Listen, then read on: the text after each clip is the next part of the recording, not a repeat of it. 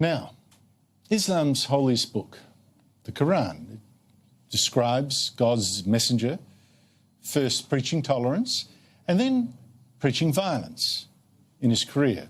The messenger is often associated with Muhammad, and it has him ordering the killing of Jews, saying, behead unbelievers who resist, take their women as slaves, etc. And these passages in the Quran are often quoted by Islamist terrorist groups to justify what they do. For instance, the charter of the Hamas terrorist group quotes the Quran saying, the time will not come until Muslims will fight the Jews and kill them, until the Jews hide behind rocks and trees, which will cry, O Muslim, there is a Jew hiding behind me. Come on and kill him. Which gives us all a problem, Muslims and Christians and non-believers all. Can a faith with teachings like that be made safe in a Western society where we expect Jews and Christians and Muslims and everyone just to live side by side? Well, joining me is a Muslim reformer, now visiting Australia from the United States, where he's the president of the American Islamic Forum for Democracy and has testified on extremism to Congress, among his many other activities. He's the author of a book of essays titled, Which Islam? Whose Islam? He's Dr. Zuhdi Jasser. Thank you so much for joining us, and thanks for coming in. How can Islam, and you know the passages better than I, which has passages saying, you know, kill unbelievers who resist, kill Jews, make slaves of captured women, etc., be made safe for a Western society? Is that task hopeless? Well, if you look at the leadership, the establishment, if you will, that's running our faith, most of our faith community, it's a big problem. But I would tell you, just as many Western religions, there's a process of reformation, and we should not have an ahistoric approach to Islam. So I'm here, tomorrow we'll be at the Melbourne City Conference Centre talking about which Islam, who's Islam, talking with the Muslim community and the faith community about what should be the strategy in the West. And it's easy, as we see, for example, in Australia, you've had 220 jihadis go to fight with ISIS, 70 died there, and now you're dealing with whether to strip their citizenship, what to do with the jihadi wives as they return. This issue actually, before they become, and I'm a physician, but my whole life I've been a devout Muslim. My family helped build multiple mosques across the United States, and one of the things that was clear to me was not only what we were against, but what we were for. So as these Australian Muslims, American Muslims decide they want to die for ISIS or die for the jihad, you can try to deprogram them, which is extremely difficult because those literalist interpretations of the Quran is going to take a generational process of reinterpreting them, sometimes dispensing some and saying it only related to the 7th century, not to today. We can drill down on some of those details.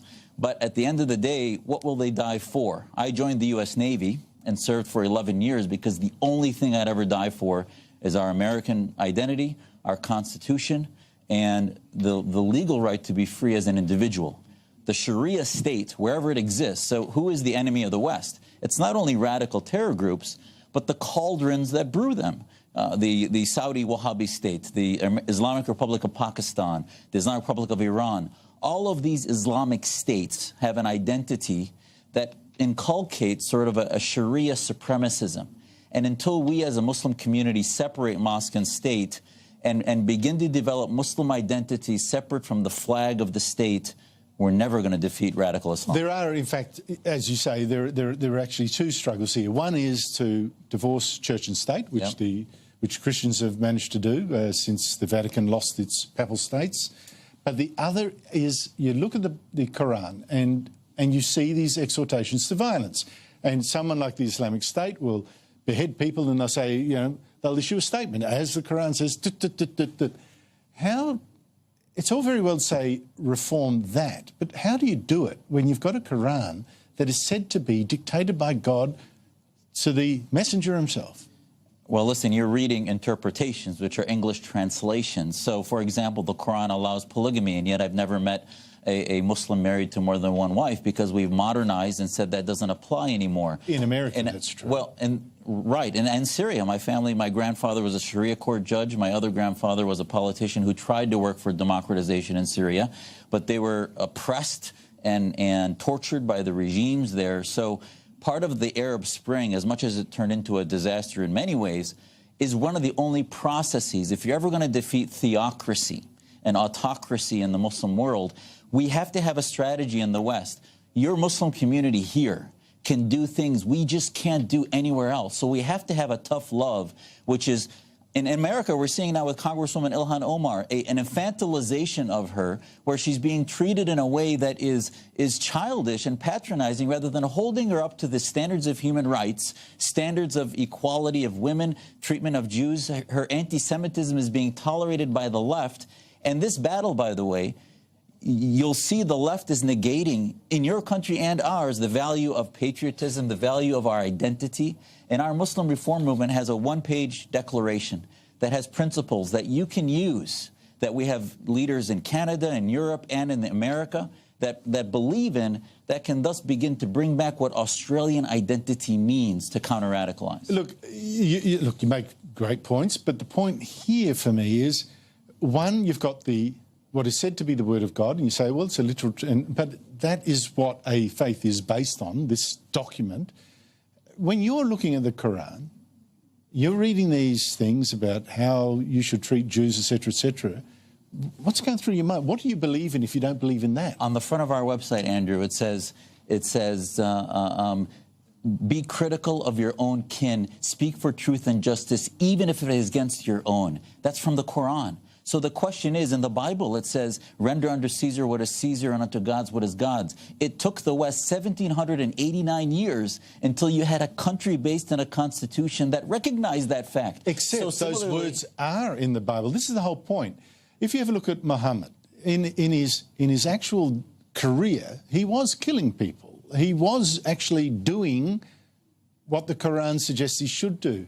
In the life of Christ, and I'm not a Christian, but in the life of Christ, he struck no man, no woman, actually preached non-violence, and there's not a word in the New Testament about go and smite people or hack their heads off. I'm not going to tell you that Islam is a pacifist religion, but I do believe that the Prophet Muhammad was a moral leader. So yes, he mixed the head of state with the head of a religion and the head of a military. Now, to say that you can reform Islam by saying the Prophet Muhammad was evil or barbarian, that can't happen. I believe he was moral, just as when I followed my generals and my admirals in the U.S. Navy and they fought in Iraq and said, kill the Taliban where you find them, that was a moral construct. So what we need to do with our Muslim communities domestically is to ask them, will you fight with the Australian military, or do you believe if you're in a Muslim-majority country, you'd fight with the jihadists in the military of the Turkish Islamists, or the Saudi Islamists, or the Iranian Khamenist Islamists? If that's true, then they're an insurgency in your own country. If they believe in fighting for your constitution in your country, then that is the military that they will follow. So we have a jihad against jihad. We believe in our reform movement that it will only be secure in Australia and in the West when we have a jihad against jihad and we end the concept of armed jihad. So you're right. You can't modernize Islam if you think that there needs to be an Islamic army and an Islamic state. So before you get into the details of scriptural interpretation, you have to destroy the concept of the Islamic State. Martin, we've run out of time, so I can't pursue this. That's twice you've referred to something I think is very important.